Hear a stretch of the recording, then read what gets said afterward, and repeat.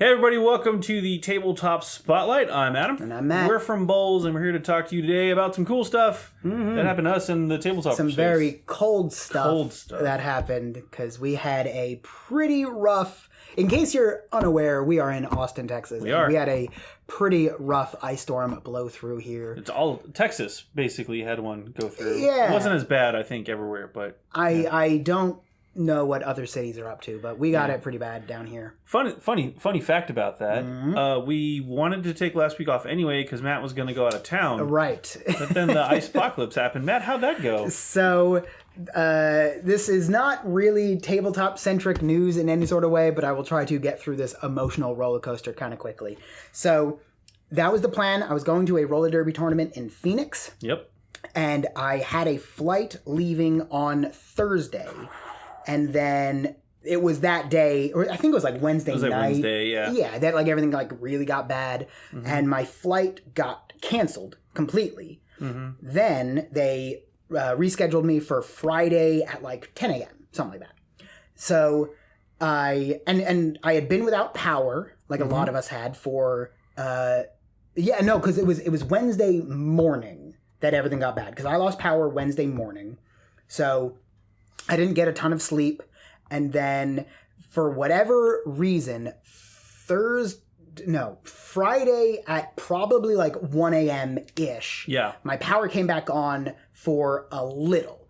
And when that, all the lights came on, all my devices started beeping and booping and whatever. Yeah. So I woke up, and if I wake up after a couple hours of sleep, I can't get back to sleep. Yeah. I'm up. That's rough. So it was from somewhere, but like I didn't really know what time it was. I wasn't really checking. So some point between like maybe 1 or 2 a.m. until around 7, I was awake and could not get back to sleep. And then eventually passed out at 7 with alarms at 9 or whatever. Like I need an hour or two of sleep just to like be able to get to the derby tournament on Friday morning. My flight was flying out, and then I was supposed to be playing at like 2 p.m.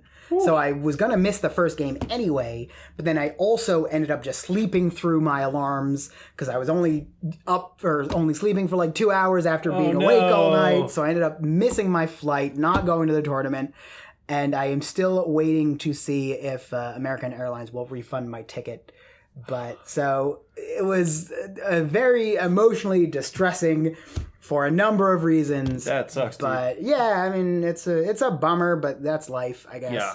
So that is the emotional roller coaster that I was on last week instead of being here. Yeah. How'd you survive the Ice-pocoplyse? Yeah, I'm trying to remember the exact days now too, because it's crazy how easily you lose track of time when there's not clocks everywhere. Yeah. We lost power. I was fortunate that when we lost power, we lost it at 1 p.m.-ish. And I was able to... We have a fireplace. Great. At our place, which is great. So I was able to build a fire and quickly realized we were going to run out of wood. You go through it a lot quicker than I think most people think. Because we had purchased some bundles of wood from the grocery store, because it's not like... This isn't like Catan where you can go, I'll trade you a sheep for wood. Well, I live next to some wood, so I have and will do that again. Funny thing that happened, though, is like I quickly realized like I need to get more wood. And the frost the ice was so thick that branches were snapping. And it's all over Austin. And they're still this was a week out. They are still cleaning up these branches. There's still places without power, actually. At least 2 of my friends have said they might not get it back until Sunday, and apparently some until the end of the month. Yeah, that's crazy because you think modern power grid. But anyway, so we could rant for a little while. We're not gonna. Anyway, the branches were falling because of the ice, and I was like, we need more firewood. That's firewood. So I actually was out there. It wasn't too waterlogged? No, because the frost froze on the outside. Sure, okay. And so I just got a hammer and started smashing the ice off because the frost actually froze the surface water on the wood. Sure. So the wood inside was dry. And so I was snapping wood off, and I only had... So when this happened 2 years ago, my wife and I had some prep kits, for emergencies. So it was like fire starting stuff, emergency flashlights, first aid kit, that type of stuff. So we were prepared for that aspect, like water cleaning kit, all that fun stuff. But I realized I don't have the right tools I don't have like a hacksaw or like a handsaw. Oh, sure. But I had a power drill and I had a pocket knife with a saw blade on it. Power drill? A power drill. Okay. So I would drill holes to weaken the thing and then cut through them. Like I was MacGyver in his bed. I was working with what I had. That's good. Anyway, it was a stressful time, but I managed to have enough firewood that I salvaged from the fallen trees to make the fire last for about 12 hours. Cool. At which point we actually got fire back. And that was what we were worried about, that was the night it actually dipped even like below around freezing. Right. And we were like, if we can just make it through tonight, because the weather forecast was going to be warmer after. So I was like, if we can just make it till then, and then boom, power came back on, and we were like, oh, sweet. So because I do a lot of camping, like a lot of primitive camping. So I had a lot of camping gear and things like that. I now have a saw, by the way. You're good. So, problem solved. But I also, because I grew up in Philly in Northeast. Where they know how to handle the ice. Yeah, I love the cold. Yeah. So I actually was really enjoying how cold, like I had my windows open and all that, but it was just, I had to throw out a bunch of groceries, you know, because I had stocked up knowing it would be cold, and then just, Yeah. And well, then... we had a lot, so thankfully, you know, my family was okay. Yeah. Here at the studio where we're filming, we actually didn't have power for a couple of days. Yeah, we lost power here for a while. So even if we wanted to, I don't think we could have. So it's been a bit of a cluster, but we did get I got some board gaming in, thankfully, because that doesn't require power. Yeah, I did not really. Yeah, I was mostly just sleeping in spurts and grumbly the rest. Yeah. But what'd you get up to? Still playing that Darkest Dungeon campaign. Right. So did manage to get that game in. We at this point in the campaign we have completed the chapters of it, and we are now heading into the actual Darkest Dungeon portion of the game. Gotcha. Which is like the end game. Right. And I don't want to spoil anything, but it's the difficulty scales. It ramps very quickly. I mean that tracks. Yeah, if you played the video game, you understand where I'm coming from. But it was a lot of fun. Got to do that. Here in Austin too. There's some fun Age of Sigmar. There's a league going on that's going to be happening soon, so I'm going to be participating in that. I've been working on some hobby stuff for that. Where's that happening? It's the Austin Weird Knobs are hosting it, so you have to join the Discord and then. Gotcha. If you're in Austin, come say hi to Adam. Yeah, come by there. The Austin Weird Knobs, and then actually, Matt, I was going to talk to you after the show about this, but I've been painting stuff and I was going to post it to the Bulls Discord. So you know, you can check out the link for our Discord in there. It's mostly just me dropping stuff that I think is funny or interesting. But come on by. I mean, I'm on Discord basically all the time. Yeah, he really. So if you want to come say hi, I'll be there. Yeah, ping us both. I'm on Discord a lot too. So, but yeah, it's been the last week in particular has been just a recovery for the city. Yeah, and still managing to get our energy free board games that we can just do stuff with. So yeah, I still have. I'm worried because I have Skyrim still sitting on my kitchen table where Gloomhaven was for a very long time, and I can't go down that road again of leaving it set up for 2 years without touching it. Yeah. So because we've been catching up this week, as Adam sort of mentioned, and so. Probably the last few days of this week is going to be a little tight, but hopefully we have some projects coming down the pipe that we're working on, and it's gonna. So I'm hoping by maybe on Sunday I'll be able to get a few more games in. Yeah, I'm very excited. Cool stuff. Mm-hmm. Speaking of cool games, real quick, now that we've caught everybody up on the saga of the Austin Ice Storm in 2023 now. Yeah, we got a lot of those. Skirmish Games. Skyrim's a bit of a skirmish game, right? Skirmish board game? Would you call it that, or? No, I wouldn't. What would you call it? How would you describe that? I mean, the Skyrim board game is very much a accurate representation. I feel like we've talked about it. Maybe we have a little bit, but it's a very accurate representation of the of the video game itself. It is really open world. There's not like a grid at any point.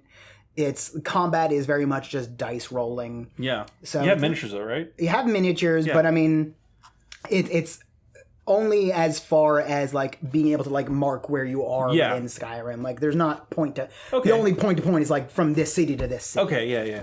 Or I mean dungeon mine whatever. Well, Forest. after we reviewed or talked about Frosthaven like 2 weeks ago, yes. I was thinking about other games, and because I've been playing Darkest Dungeon, I was thinking about other board games that were really fun skirmish games. And you were thinking about it so much, you even wrote an article about it. I wrote an article which about, I will try to remember to put in the description. Yeah, five skirmish board games, and I want to make that very clear. These are games that are played on a board, not a full tabletop. So I had the guy in the comments talking about Malifaux, and another guy in the comment was like, hey, so that's a tabletop game. It's not really a board game. This is a discussion that I've had with Larry, our boss, several times of like, well, no, this is a war game, but this is a tabletop game, but this is a miniatures game. Like, the Venn diagram is real confusing. Yeah, they were talking, and I even in the article mentioned, and this is a bit of a spoiler, but like Necromunda is, the base game is technically a board game because it has a board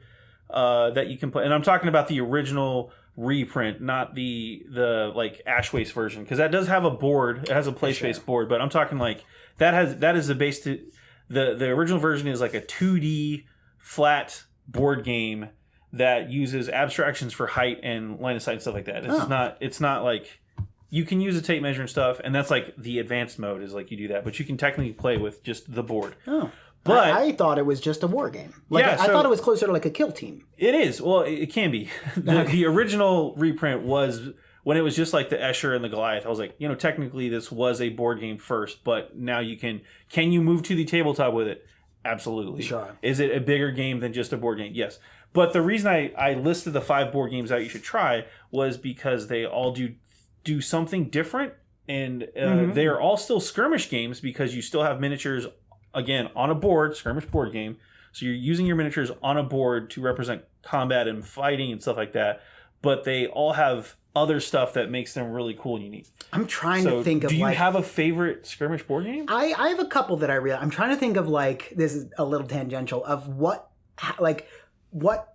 qualities does a game need to have to be considered a skirmish game? Good question. I'll qualify that by saying it just needs to have at least 2 factions with a small number of miniatures that fight. And by small, I mean under 10, 15. Yeah. We're not talking 20, 30, 50 miniatures. I'm talking like, See, I think for me... And infantry miniatures too, not like 5 knights on a 40k board is not really a skirmish game. Although that's a different... Titanic or whatever it is? Yeah, Titanic is... Yeah. But that's also played on a tabletop. Right. So, see, for my money, I think it needs to have some... And maybe this is splitting hairs. It needs to have some sort of grid system. Sure. I think as soon as you get into free movement, then it starts, encroaching into wargaming. But a lot of skirmish games are war games, and that's where this whole thing kind of this. Yeah, the Venn diagram is very confusing. So I was trying to keep it simplified and saying, it has to be played on a board. And it has to have a limited number of miniatures, a small number of miniatures per side, at least 2 sides. Sure. But what is a table if not just a really big board on legs? That's fair. But my favorite would probably have to be either Aristea, which I don't even know if they're still making that anymore. Well, you keep talking about that. I do keep talking about it because it is sitting right over there. You can't see it, but it is very good because it's very... it came out at the same time as games like Overwatch did. And what I really like about Overwatch, as much as I don't play Overwatch anymore, but as much as I also like about Aristea, it was very character focused. Yeah. Every character was incredibly unique, used a really different set of rules and mechanics and tokens, and then how they all work together and set up combos. That's what I really like in any sort of gameplay, regardless of what type of game. And Aristea did that really well. Another one, as a quick side, is based on another game I've mentioned a bunch of times called Sentinels of the Multiverse. Yeah. And it is called Sentinels Tactics, I think it is called. It's been a while. And same idea. It's just every character, because it's all superheroes and things like that. And it's same system of, you have action points of number of actions you can do per turn, and every hero has unique set of abilities and things like that. And it's just that kind of style of gameplay. Like, if it were just like, 10 guys and they all have guns, I'm not interested. Sure. But, give them special powers, or maybe if they had special guns, I might be like, I'll try it. Sure. But as soon as they have, like, weird character designs and weird abilities and unique mechanics, then I'm all in. Yeah, I get that, for sure. So what about you? So, again, I wrote the article, five skirmish board games to check out. And again, I picked each one specifically because they did a unique thing, whether it was, for example, Frosthaven / Gloomhaven. Sure. That game is skirmish combat, but then outside of the board fights, there's such a huge campaign to play, which is really cool. So that's why I mentioned that one. I already talked about Necromunda. I mentioned in the article Warhammer Underworlds, which is another arena combat game similar to Aristea, but it's small arena combat. That's a very Underworld game. Is fun. I really like Underworlds. It's a compact game. It's easy to pick up and play. And there's a bunch of different There's a bunch of factions now. They're all different. I was going to say warbands, but they are warbands. Is that what it's called? Yeah. I thought they had a unique name. Not important. They're all warbands though. So obviously Darkest Dungeon. I'm a big fan of that one now. That one has a cool combat where you use the game mechanics with the positions of the turn order as well as on the board. So it was a pretty wide pool of I just got another. skirmish games. Yeah. But favorite tabletop board. See, I almost said the one right now that I'm actually most interested in giving another go is D&D Onslaught. Yeah, we talked about that last time. That was another reason I wanted to bring it up, is because it's basically, hey, do you like D&D combat and can't get enough of D&D combat? Right. Because this is basically just more D&D combat. There's a light campaign that you can get into, but it really is pick your characters, pick your faction, take your characters, pull from that pool of the faction. They each do their own thing. They're characterful. They have branching paths, and like it adds a lot of just replay value. Even if you're playing the same person with the same two factions, you can change out your roster and have different effects. You can pick different level ups when you do level up to have a different in-game impact. So I want to give Onslaught a shot, and I think it's going to be cool when we get more factions and faction packs. Yeah, because it came out 2 weeks ago. Yeah, roughly 2 weeks ago. So I don't know if that's my favorite because I've only got the one demo game in. Right. But those are the games I was thinking of in the article, and you can go read my thoughts on that and kind of suggestions. But again, all 5 games do different things really well, and each one is geared up for a different type of player, different type of campaign. Right. From at-home games with your 4 buddies playing Frosthaven and do like a really D&D game without a DM, or one-off campaign or one-off fights with arena games, or like Necromunda is great because it's a campaign system. A little bit of both. Yeah, it's like you do one-off fights with no story. You're making your own narrative. You're forging your own narrative with every game. You're getting to tell the story of your game. And I always really like the idea of Necromunda. I don't have the energy. But I like the concept of it. Like you have this team and you're building them up and playing through these games with your friends. But it's so heartbreaking when your favorite guy gets shot and dies. That's another reason I don't play Darkest Dungeon. Yeah, permadeath is not a mechanic I like. But yeah, if you've got any favorite skirmish board games, one last, because I thought of another one that we made a video about a while ago for Spartacus. Do you remember the show Spartacus on Stars? Yeah, I remember the video. There is a board game that came out and then they reprinted it. Mm-hmm. Let's say 3 years ago, but probably a little more than that. Yeah, it's very similar to Frosthaven in the way that there's like 2 entire different systems that are really intertwined. There's a deception phase where you're all exchanging money and buying cards and being jerks to each other, that kind of thing, and trying to what's the word I'm looking for? Trying to, I'm better than you because I have all these things and you don't. To one up. Yeah, exactly. It's there's an entire negotiation, economic bluffing, backstabbing portion of the game. But then the second half of the game I extend a olive branch to you. Bring one of your gladiators to the arena. And then you're like, I don't have a gladiator. Well, that's fine. Just bring one of your workers. And it's like... Yeah, that's totally fair. Right, exactly. Like, that's the point. But it's really fun. And then it turns into like a little skirmish game where and it's really good. Cool. And I had completely forgotten about that. But... I'll have to break that game out at some point because it's really good, and it's a shame that it kind of like went under the radar. Yeah. But if you have a chance to check out the Spartacus, and I'll put a thing up here probably earlier, so I don't know why I'm pointing at it now. But it's really good. I really like the Spartacus board game. Cool. Well, speaking of board games, let's check out some cool stuff you can pick up this week at your favorite local gaming store. Alrighty, we have a nice little haul from our friends at Dragon's Lair Comics and Fantasy here in Austin, Texas. They do have power again, and they are back in business and after the storm, and they have hooked us up with all the cool products we're going to be showing off today.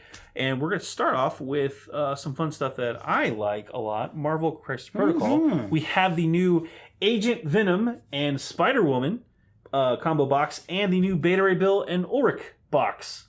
I have not... Well, I mean, I know Venom and Spider-Woman, but I have not heard of Beta Ray Bill or Ulrich at all. How have you not heard of Beta Ray Bill? I'm not a comics guy. Oh, that's the only comics I ever read were the Sonic the Hedgehog comics. Fair enough. Which are very good. Okay, let me start with the ones you do know then. Yeah. So Agent Venom, that's actually Flash Thompson.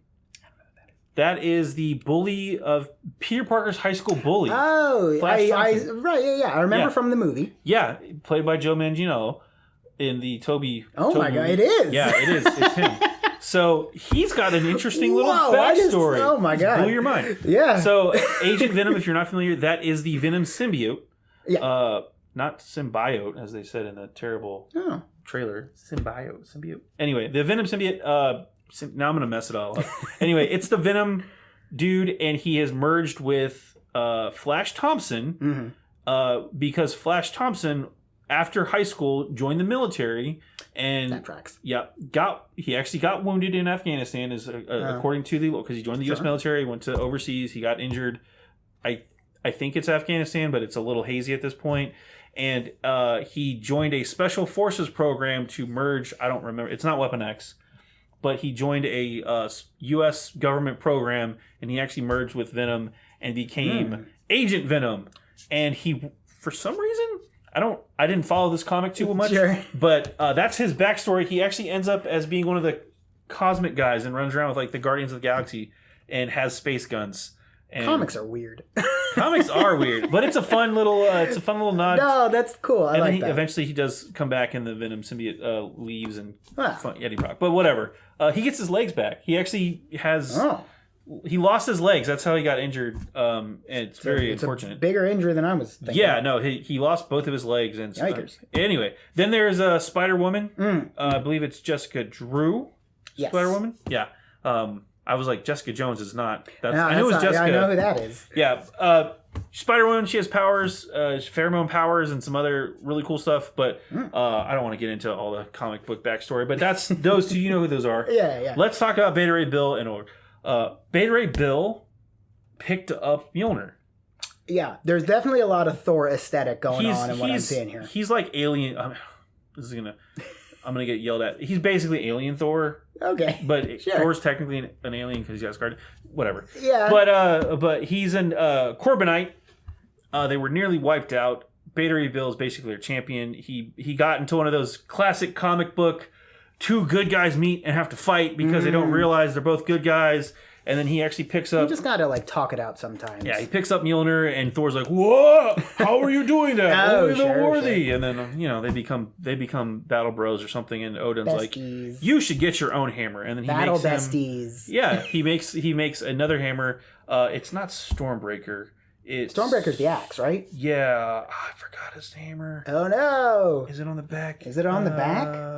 On Magic Hammer. Corbine. No. That's what I'm just looking at capitalized words. I forgot the name of his hammer. It might be Stormbreaker. I don't know. But, yeah, I think it is. But Beta Ray Bill gets his own hammer, and he becomes the champion for the Corbinites with Thor's powers, too. So, That's fine. He's very strong. He's a cybernetic horse dude. Oh my god. He's really cool. And then there's I did not get that Ulrich, from looking at the menu. is a Nordheim like rock troll dude. Sure. So he's like, again, it's fitting that he's in there with Beta Ray yeah. Bill. But yeah, Beta Ray Bill's like a classic fan. I've heard the name before. I know Danny's a big fan. He's a horse bro. He's cool. They're both really cool. Ulrich, he's got like, they're not brass knuckles. They're actually the like rock knuckles. Rock knuckles, but the metal is the same as Thor's hammer's metal. Oh, so he's just got mystical knuckle dusters, if you will. Very cool. So he's very cool. He's very strong. Rock troll, obviously, but his weapons also make with the punch. And that's enough about that. But these are both out this weekend. You can pick it up. Both boxes are really cool. So if you're playing my Marvel Crisis Protocol, if I could say it, these are good. Check them both out. These are good additions to your collection. Sick. Yeah. All right. I have something that's pretty different. Yeah. This is Seven Wonders Edifice. Yes. Seven Wonders is one of those games that's been around since card drafter. Right, the beginning of time. Yeah. It's not standing up on its own, so I'll keep holding it. It's fine. Yeah, it plays over 3 ages, and each player, is trying to. It's not quite an engine builder, but you're building these structures, and then there's 20 minutes to figure out who wins. But if you like, not that bad. If you like Seven Wonders, get the app. It does the scoring for you. It's great.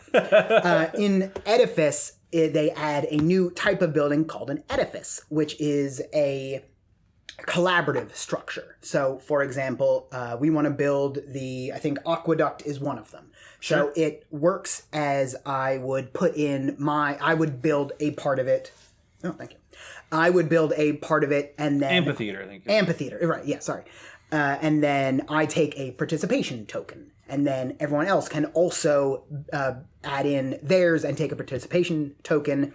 Once all of the participation tokens are removed, it is completed, and we all get the benefits of having participated in this structure. Sure. But if at the end of the age there are any tokens remaining, everyone who did not enter into helping build it suffers a penalty. Yeah. So it's kind of it's like a collaborative thing, but then also a little bit of like peer pressure, because like if I started, it means like everyone else also has to. So it gives a little more like player interaction, because Seven Wonders doesn't really have a ton of play except for the drafting mechanic. There's the drafting mechanic and the war phase, but yeah, there's not a whole lot of like direct poking and prodding. Right. So this gives you at least a little more like, oh, I see you're really suffering. At least in the base game.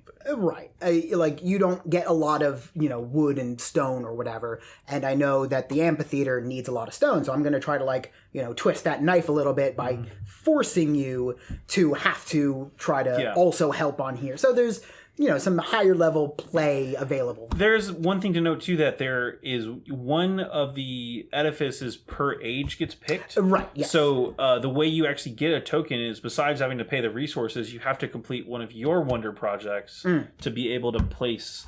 Be able to take one of the which is an interesting thing to note, because there's one per age, which means if you're the type of player who rushes their wonder really quickly, sure. you may not have the option to then participate in the second or third age. So it changes the game up, which is kind of good. Yeah, you have to start planning ahead. Yeah, obviously you do need the core set. Right. Yeah, this is not a standalone expansion or anything like that. This is an expansion, right. But it does change the game up, I think, in a really cool way. Yeah, I mean, more so than just like, here are some more wonders. Like, Seven Wonders is great. It does add 2 new wonders as well. So 2 new civilizations, I think. So, which I think it's Carthage and Ur. Oh, so neat. There's on the back of the love Ur. Great city. Great place. They have a great game that I've also reviewed a couple times. But yeah, this is classic Seven Wonders. Yeah, absolutely. Edifice. Check it out. It's out this weekend. I want to talk about another fun little skirmish thing here in Battletech. Hey. Hanson's Rough Riders Battle Lance. This is just because I happen to really like Battletech, and this lance, if I remember correctly, there's a 4 mechs in here as well, because it's a lance, and it's just an extra battle lance. It's got the new penetrator, a reposed atlas. There's new variants of the enforcer and a jumping hatchet man, which is why you have this little like... What is a jumping hatchet man? So, it's a hatchet man I don't know what that. who can jump. Well, I got that. Yeah, That's not helpful. No, the hatchet man is a mech, but it's got jump jets. And so they have a new way for you to see the little rocket... Sure. So it's got jump jet exhaust fumes you can put on. So it's neat. Yeah. These mechs have already existed, obviously, but Hansen's Rough Riders are a famous unit. And again, it comes with fully assembled mechs right out of the box, ready to play. You can paint them if you want to. No pressure there. But it's for Battletech, and Battletech Alpha Strike has the cards in there, ready to go. This one's $29.99, and again, I just like Battletech, so I wanted to mention it. Yeah, and, we've talked about it a couple product. times recently. Yeah, it's cool. It's making noise. It rattles. Battletech Rough Riders, go check them out. Segue. Here is Munchkin South Park. Munchkin, again, one of those games that's been around forever. We don't need to explain it. All right.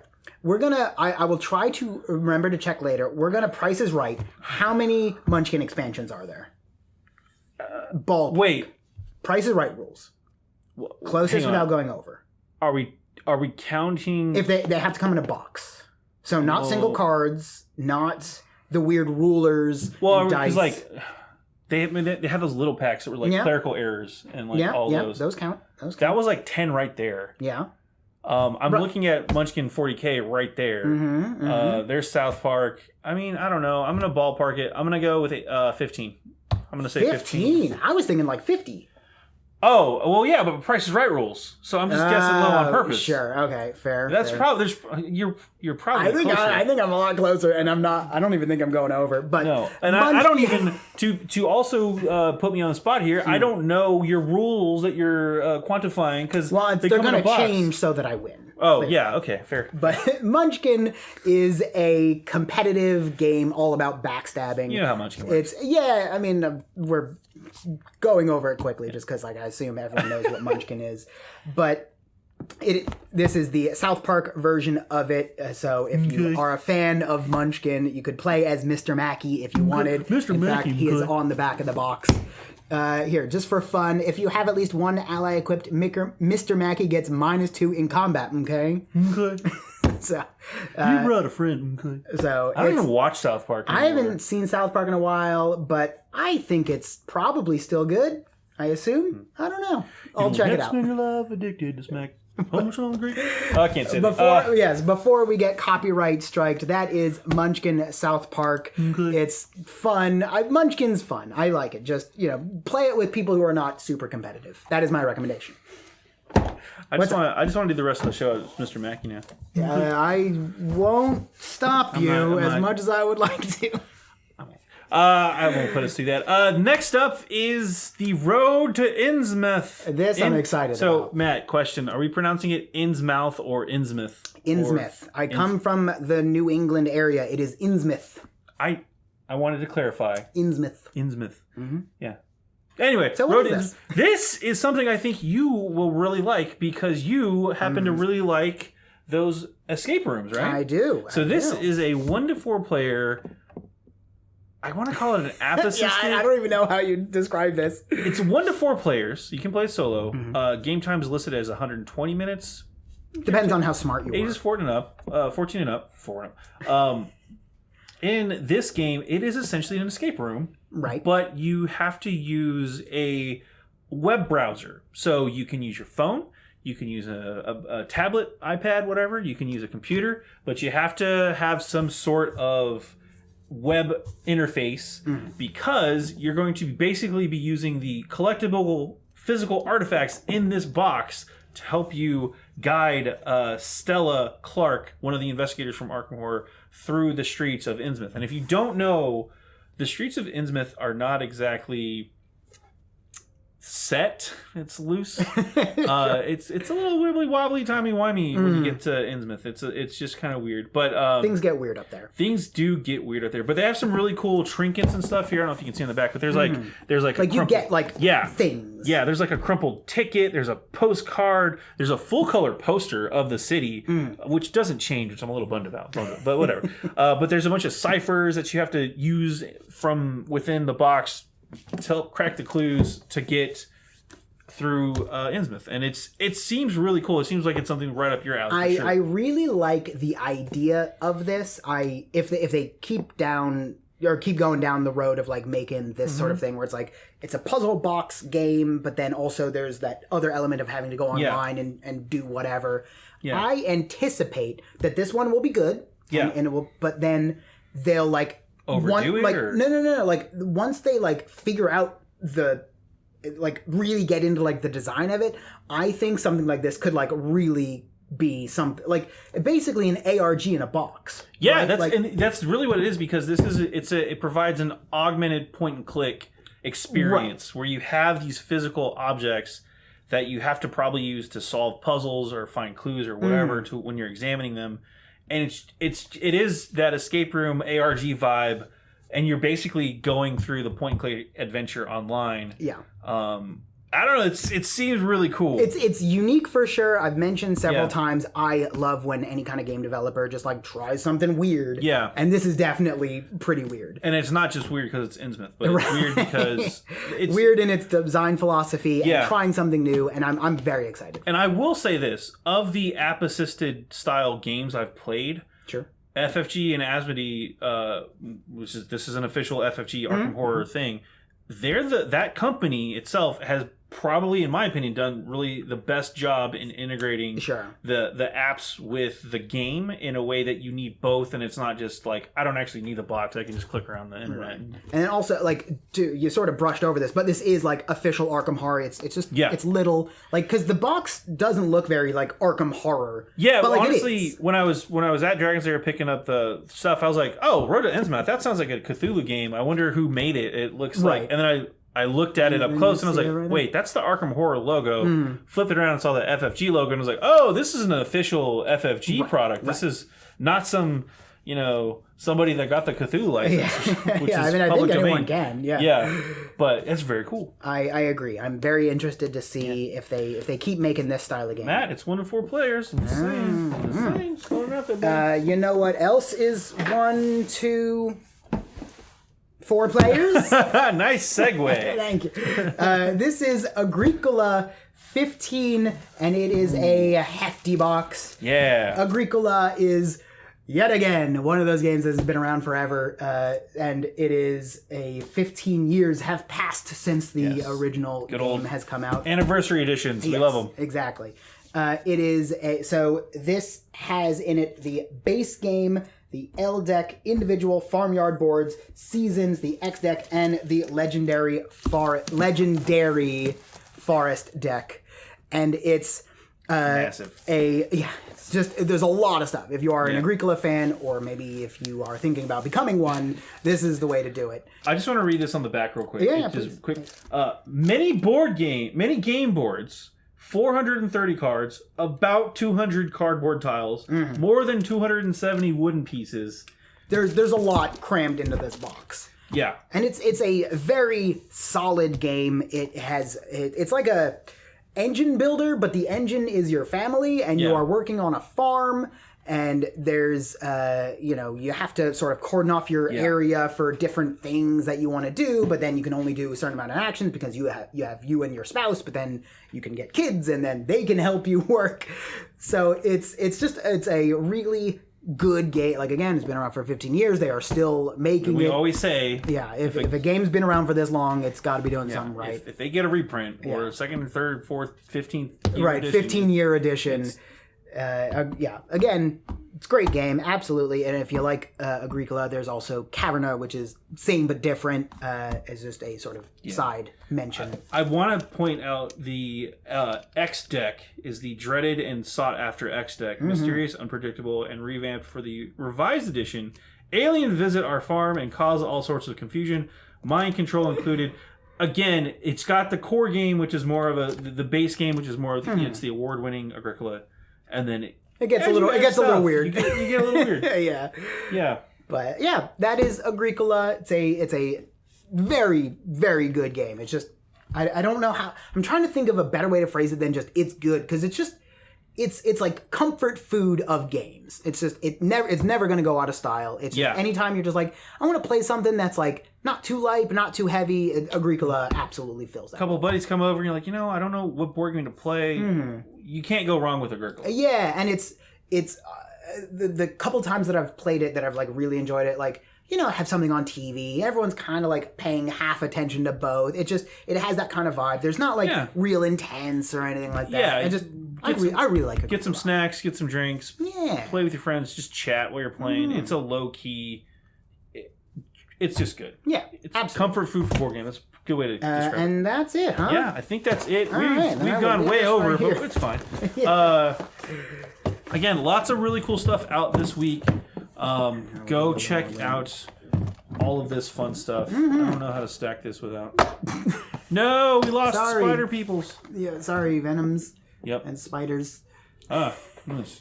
Anyway, that's gonna be it. Again, big shout out to our friends at Dragon's Lair Comics Fancy for hooking us up. Again, you can, if you're here in Austin, Texas, they got power. Hey. So come on by. You can pick up these games this weekend from them. And that's gonna be it for us here. I'm Adam. You can also play as Mitch Connor. Mitch Connor. I'm Matt. We're from Bulls. Thanks so much for watching the Tabletop Spotlight. We'll catch you next time. Bye. Good.